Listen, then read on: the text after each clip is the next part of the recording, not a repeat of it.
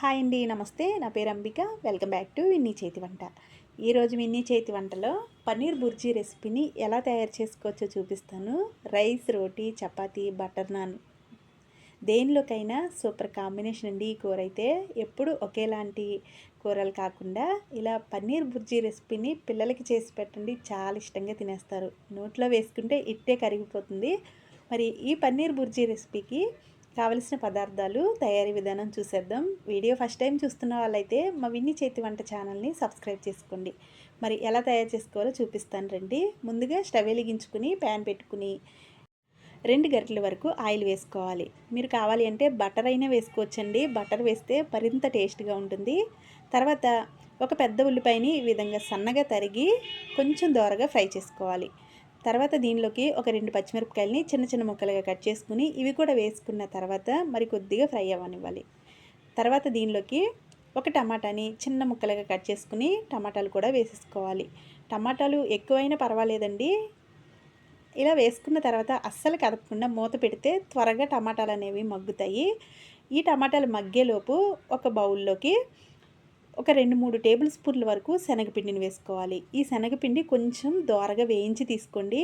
తర్వాత ఒక table spoon ధనియాల పొడిని, కొద్దిగా కసూరి మేతిని వేసుకోండి.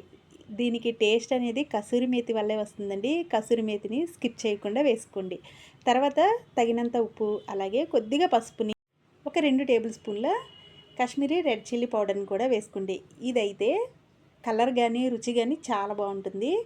తర్వాత 1.5 టేబుల్ స్పూన్ల పెరుగుని, అలాగే అరకప్పు పాలను కూడా వేసుకోండి. పెరుగు అనేది పుల్లగా లేకుండా ఫ్రెష్గా ఉన్నది వేసుకోండి. ఇవన్నీ వేసేసుకున్న తర్వాత ఈ విధంగా కలిపేసుకోవాలి.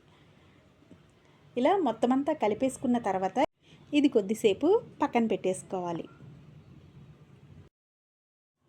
ఇప్పుడు ఉల్లిపాయలు, టమాటాలు మగ్గినయో లేదో చూసేద్దాం.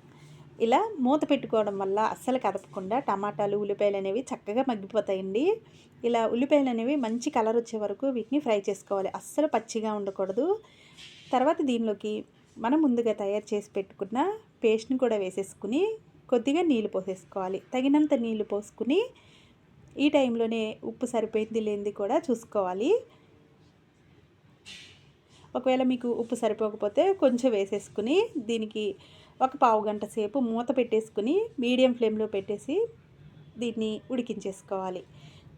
దీనికల్లా కసూరి మేతి ఉంటేనే టేస్ట్ అండి. అది మాత్రం స్కిప్ చేయకుండా వేసుకోండి.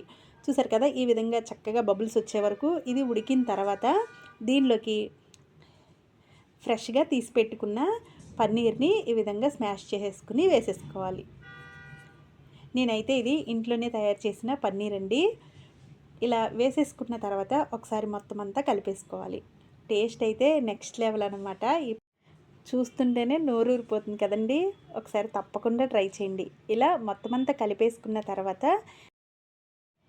దీనిలోకి కొంచెం కొత్తిమీర కూడా వేసేసుకుని ఫ్లేమ్ని మీడియంలో పెట్టి ఆయిల్ పైకి తేలే వరకు దీన్ని మధ్య మధ్యలో చూసుకుంటూ ఉడికించుకోవాలి. ఆయిల్ పైకి తేలిందంటే మనకి ఈ పన్నీర్ బుర్జీ అయితే రెడీ అయిపోయినట్లేనండి.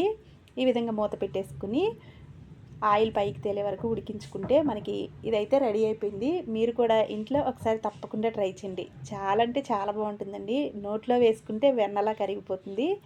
పిల్లలు కూడా చాలా ఇష్టంగా తినేస్తారు. ఈ పన్నీర్తో చేసింది కాబట్టి చాలా బాగుంటుంది. ఆరోగ్యానికి కూడా చాలా మంచిది. మరి మీరు కూడా ఒకసారి ఇదే విధంగా తప్పకుండా ఇంట్లో ట్రై చేసి మీకు ఎలా వచ్చిందో కింద కామెంట్ సెక్షన్లో కామెంట్ చేయండి. వీడియో నచ్చితే లైక్ చేసి మీ ఫ్రెండ్స్కి, రిలేటివ్స్కి షేర్ చేయండి. ఇలాంటి మరిన్ని వీడియోస్ కోసం మా విన్నీ చేతి వంట ఛానల్ని సబ్స్క్రైబ్ చేసుకోండి. Thanks for watching.